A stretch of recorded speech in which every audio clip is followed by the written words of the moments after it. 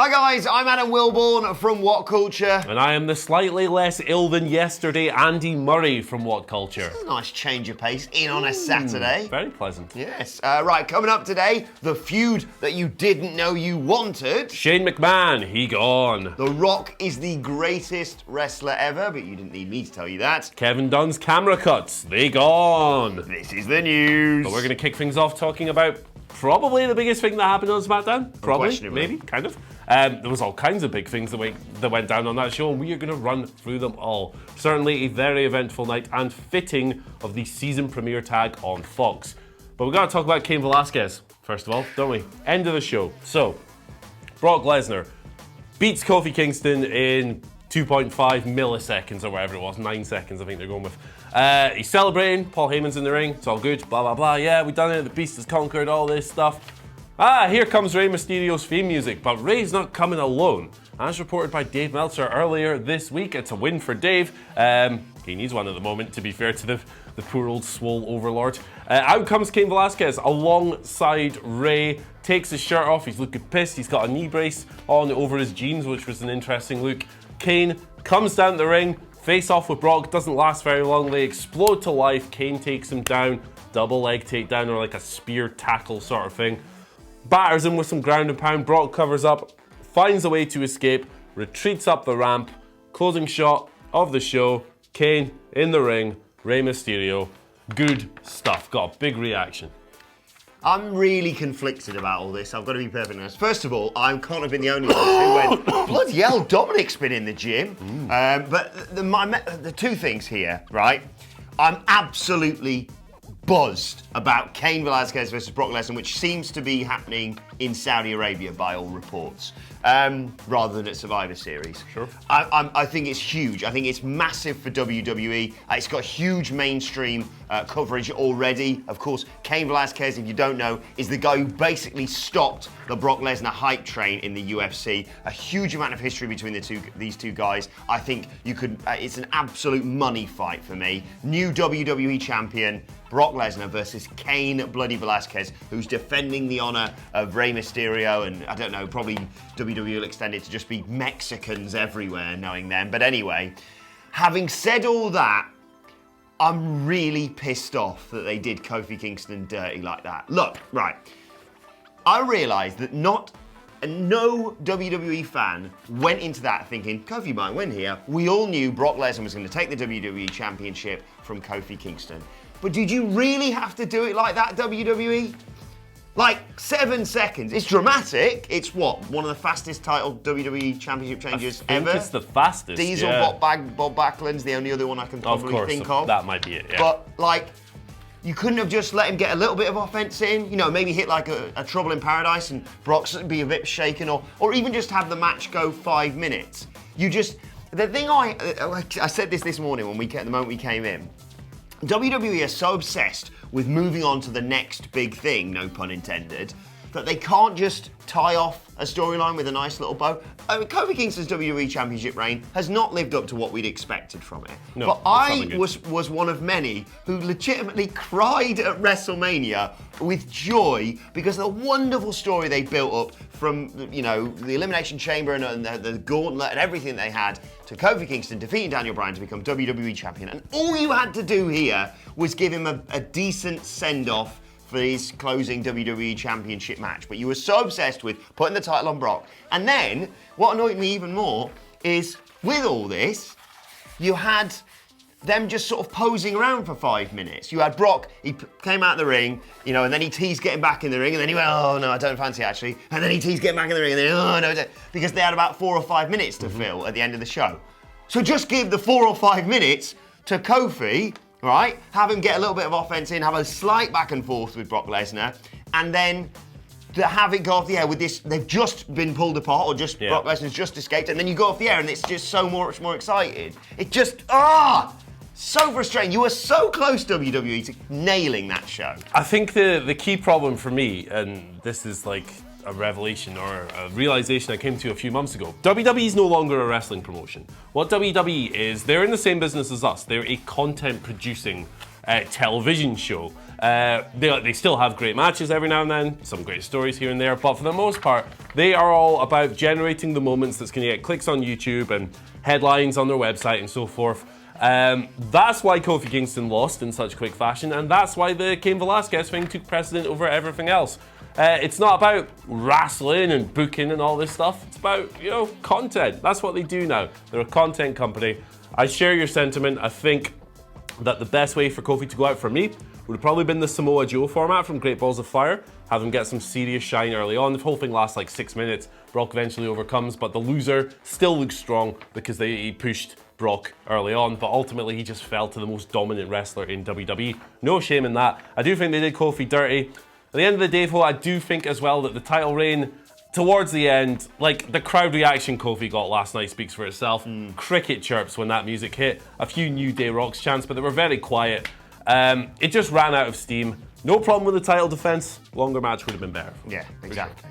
But having said all that, like we mentioned at the beginning, cannot wait for Cain Velasquez versus Brock Lesnar. Go and educate yourself on their history in MMA because it is fascinating. And considering what Cain did in AAA, I'm so excited to see what they can do. This is not just two former MMA fighters going head to head. This is two wrestlers going into a wrestling match, but in Saudi Arabia, unfortunately. But let's move on and talk about the feud that you didn't know you wanted until last night. Braun Strowman versus Tyson Fury. Another feud that was built on last night's debut edition of SmackDown on Fox. We had Tyson Fury, a former heavyweight champion of the world, the guy who beat Klitschko at the end of the day. He was stood there in the front row wearing a very snazzy little jacket. A lot of appreciation for that.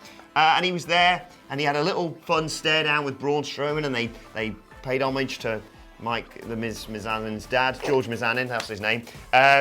And then Braun Strowman, during this 4-on-4 match, just basically lobbed Dolph Ziggler at him and knocked Tyson Fury down. He was not best pleased. Anyway, Braun Strowman carried on the match. This 4-on-4 match, which also featured the likes of Otis and Randy Orton and what have you. Anyway, Braun hits a running power slam on Dolph Ziggler, wins the match 1-2-3, goes outside, celebrates, and Tyson Fury decides, you know what, sod this. Me and you, we're having this out. Hops the barrier. All of the security in Los Angeles then surrounds him and prevents him from getting to Braun Strowman. A huge crowd reactions to this though, and now we find out that Tyson Fury, good luck everyone, is going to be given an open mic on Monday Night Raw to air his frustrations. What do you make of this, Andy? I don't see what could possibly go wrong with giving Tyson Fury an open microphone on Raw. I love him. I think he's one of the quality. most eloquent, brilliantly fascinating fighters in boxing today. I wouldn't give him an open mic on Raw. Yeah, who knows what the guy's going to say. I thought this came off really well as well. WWE going all in on this real combat sport athlete versus wrestler thing on Show 1 on the first debut, the season premiere on Fox. Came off really well. Tyson Fury is a unit. He's like 6'9" or something, legitimately. He's a titan. And I don't know what kind of star he is over in the US. Perhaps the comment section can help us out with that. But over here in the UK, because he's from here, he's a major star. And this has been getting crazy attention in the press. Publications like The Guardian, The Independent, newspapers that usually wouldn't go anywhere near professional wrestling over here are covering this. It's making big, big waves. And that's a great thing for WWE. So even if this doesn't result in a match, and you think it probably will, but even if it doesn't, it shows that this segment worked because it's getting the mad attention all over the place. And again, content. It's content for WWE. Tyson Fury's here, headlines, bang, bang, bang. Doesn't even matter if they follow up because it's already done its job. Exactly. But Tyson Fury's here. Who's not going to be here anymore, Andy Murray? I should have done the best in the world thing, shouldn't I? Yeah. Thank God. Ding dong, the witch is dead. Shane McMahon lost to Kevin Owens in a very fun ladder match on last night's SmackDown. My match of the night, I thought it was really great stuff. Shane is, on his day, really good as a crash test dummy in these things. He was bumped around the place. Him and Kevin Owens had a nice, heated, feud-ending match. Probably should have come a while ago, but who cares? What matters most is that Kevin Owens climbed the ladder, took the legal document thing, and booted Shane McMahon off television for now. There was all kinds of memorable spots. Shane went through a ladder off the, the frog splash to the outside, and then the bump towards the end with the ladder set up on the ropes. He takes the hit, ladder doesn't break, makes it look even more brutal, just bounces off. It's good stuff. Shane's gone. That is in line with recent reports that he was going to be written off television after this event. I think everyone is going to be very happy about it. Yeah, like you say, they took a bloody time getting there, but I thought this was absolutely fantastic on last night's SmackDown. And the right thing, they didn't drag it out until Hell in a Cell or do anything bollocks like that. They just had big spots. They had a coast to coast with a ladder. They had people going through tables. We had all the stuff that Andy's mentioned there. Go and watch it. It's a fantastic match. And also, the highlight for last night's SmackDown for me, because I'm incredibly biased and a huge fan of The Rock, he's my childhood hero. The Rock was amazing on last night's show. We opened SmackDown with Becky Lynch. We opened with Vince and Steph, because of course we did. But anyway, we had Becky Lynch down in the ring. She was confronted by the King, Baron Corbin, who said, "Come on, you really don't think you're that good nowadays, do you? Come on." And she said, "Take one step further and we'll find out." Of course he did. The Rock's music hit, he came down, he cut a classic Rock promo. I think he called him the Burger King on crack. Yeah. He called him a 30-odd-year-old virgin at Comic-Con. He got the crowd to chant STD at him, and magnificently, he gave a little bit of the rub to Becky Lynch in all this as well. She got to do a whole, "It doesn't matter what you think." He did finally, The Rock has come back home. I got goosebumps. I've watched that thing about 5 times. And then Becky and The Rock kicked the crap out of King Corbin. We had The Rock hitting a people's elbow, hitting a rock bottom, and then, "If you smell..." I just love this segment. It was really, really well done. The thing about this segment is that it was the same formula, the same format that WWE often use for returning legends beating up full-time stars. A lot of the time, that's a problem because it just undermines whoever it is and it stalls their momentum and all this stuff. But it's Baron Corbin. Like, the guy exists to get the crap kicked out of him. His whole job is to be some kind of little heat magnet who makes you want to see him get punched in the face. And then he eventually does get punched in the face. So no problems with this whatsoever. It's not like anyone's clamoring for the guy to be some kind of huge main event star. And to be honest, he probably benefited from getting his ass kicked by The Rock because it's The Rock. He's great. He's like the biggest star ever. And The Rock, gave him a little bit of rub alongside it. He listed all of his achievements. Money in the Bank winner. He's the guy who retired Kurt Angle. I think, especially with this King gimmick now, I think he's Teflon to any sort of burying for me. So good for everyone involved in this. The Rock obviously looked amazing because he's The Rock and he's the greatest wrestler of all time, in my opinion. Or sports entertainer, I should probably say. That's better. And Becky Lynch got a nice rub off it, and then King Corbin was the guy you want to see get the crap kicked out of. Absolutely. Worked really, Good really stuff. well. Speaking of things that worked really, really well, Kevin Dunn, he of mad, crazy, mania-inducing camera cuts, zooms. Oftentimes, you're watching an episode of WWE TV, it is a maddening experience. It's whoa! It's like some little toddler who has just ingested 5 tons of Skittles and is losing their goddamn mind, such as his direction. That seemed to be gone on last night's SmackDown. On the whole, it was a much smoother viewing experience. The cuts were toned down, the zooms were toned down, there were some new camera angles, some new change-arounds and swoops and stuff. And this is another positive step. The show had a different look in general. It had a nice new stage. It had a new opening montage. AC/DC, not the usual butt rock. Very nice. Yeah, this is good stuff. And there's already speculation going around online, and this is speculation, so a pinch of salt, that maybe Fox were like, "Hey, this production style is garbage. Get rid of it." I'm all for it. Yeah, it just felt so. I mean, this is the first time I've watched SmackDown in a long time, I should point out, without it being on double speed. I actually just sat there and appreciated it because I didn't want to miss a second of this new show. And it just felt, like you say, so less jarring, less headache-inducing. Just let it happen. The wonderful swooping shots of the Staples Center. Staples Center. Yeah, was great, and just more of that. The stage looks amazing as well. Stage is awesome. It's so much better than the Raw one. Yeah, it's really good. Right, should we move on to Twitter questions? Let's do it. Got a brilliant and finally to come, by the way. Oh, baby. First question today comes to Mr. and Mrs. Marsham, a son called Dave Marsham. Nice. Who says, after Kofi's squash, how would you book his next storyline? Too often there's no plan for a defeated champion. What would you guys do? Oh, wow. I haven't put any thought into this whatsoever. I think that I would probably have the New Day just go back to trios action and tag team stuff, because the Kofi experiment was a lot of fun. I loved WrestleMania. I loved the build to WrestleMania. My favorite main roster match of the year, my favorite WWE story of the year, period, Kofi Mania. But towards the end of that storyline, and you can just tell from listening to the crowd reactions, towards the end of his reign, for me, the wheels kind of came off. It ran out of steam. Kofi did a tremendous job as a character, determined, fighting champion, doesn't take any crap, great stuff. But the matches really didn't live up to expectations. The stories were kind of dull, and I think it was the right move to take the belt off him.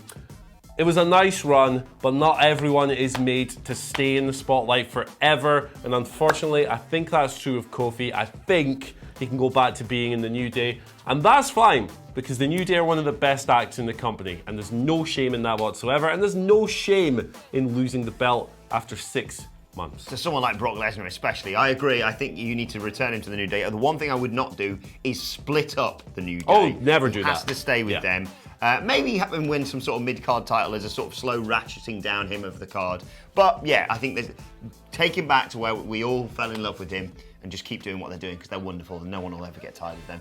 Doctor Who 90250 gives us our second question of the day. He says, how badly will Cain Velasquez, another part-timer, no one said he was a part-timer, affect WWE going forward, with AEW providing an alternative whilst Vince is business as usual? Also, props to AEW for starting their show with a match, while WWE had 20 plus minutes of talking and commercials. I don't think utilising part-timers really hurts WWE all that much at all, to be perfectly honest. Like, I think Brock Lesnar, for example, who's the most obvious example of this, is one of the last remaining needle movers in the whole company. I mean, Seth Rollins isn't moving the needle. Becky Lynch isn't moving the needle. It's Brock Lesnar and Ronda Rousey and people who aren't there necessarily every week because they're just bigger stars. That's not a result of them being part-timers, but I think the Cain Velasquez thing will be fine.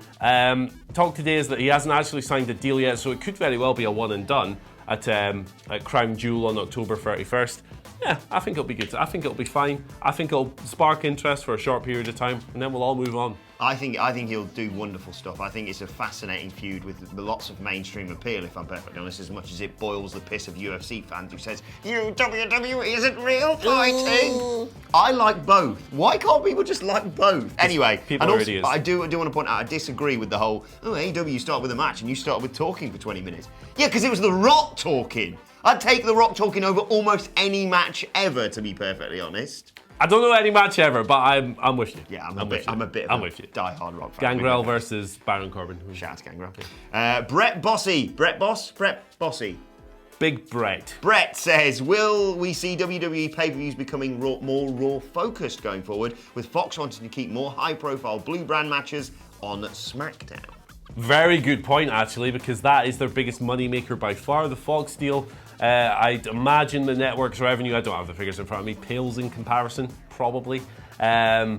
Yeah, absolutely, that's something I can definitely see. Big prize fights on Friday nights, I'm all for that, to be honest. It's a flip on the format, it gives you something different to build towards. It's weird, we've got Hell in a Cell tomorrow, and there are 4 matches. They just added Charlotte versus Bayley for the SmackDown Women's Championship. 4 matches, two of them are rematches? Yeah, one of them should only go 5 minutes. That's Seth versus The Fiend. Versus The Fiend. What's the 4th match? Rowan and Harper versus Roman and Bryan. The the other 3 matches, I'd be absolutely fine with them getting loads of time, but I sense over the next 24 hours, they're just going to go, hey, who wants to see AJ Styles versus Cedric Alexander again? Yeah, for the banter, because we don't do rematches in 2019. That era's over. Right, let's move on to today's and finally, because this is something that's been doing the rounds and I was desperate to show you. This is the look on the faces of the Fox execs who were sat on the front row of SmackDown last night during the Firefly Funhouse segment. Oh my goodness. They have no idea what they brought into, have they? Look at this guy. This guy here with his top button open. The only bloke who seems to get it is the guy on the far right as you look at it with the glasses, who's just like, hey, this is mental. Gee whiz. All right, guys. Yep. Obviously, they've gotten a little bit more than they bargained for with this one. Yeah. To be fair, right? If you're sitting down and you know this show is part of like a sport run over Thursday to Sunday or whatever, and you're expecting like simulated combat and all this stuff, and a bloody murder clown, school teacher with puppets shows up, you're probably going to be like, what the hell is this? Although, you know, the Funhouse rules. So if they don't get it, me. Yeah, is it the best Funhouse since Pat Sharp? Let us know your thoughts in the comment section below. Don't forget to like, share, and subscribe. And you can subscribe to What Culture Wrestling on either iTunes, Spotify, or wherever you get your podcasts from. Plus, send us your Twitter questions at WhatCultureWWE. Watch there, follow both of us. You can follow him at Andy H. Murray. The H stands for Hamlet. Is 65 years old. He is. He was in the Second World War. And we'll be back later. We need to tell the people. Yes, we got some big stories coming later. Loads more news outside of what happened on last night's SmackDown to come later on, so make sure you stick around for that. You can follow me on Twitter at AdamWilborn. As I said, follow us all at WhatCultureWWE. We'll see you in a few hours. My thanks to Andy Murray. Thank you for watching, and we will see you soon. Always been more of a Dave Benson Phillips guy. Oh, get your own back. Fun house, whole lot of fun, prizes to be won.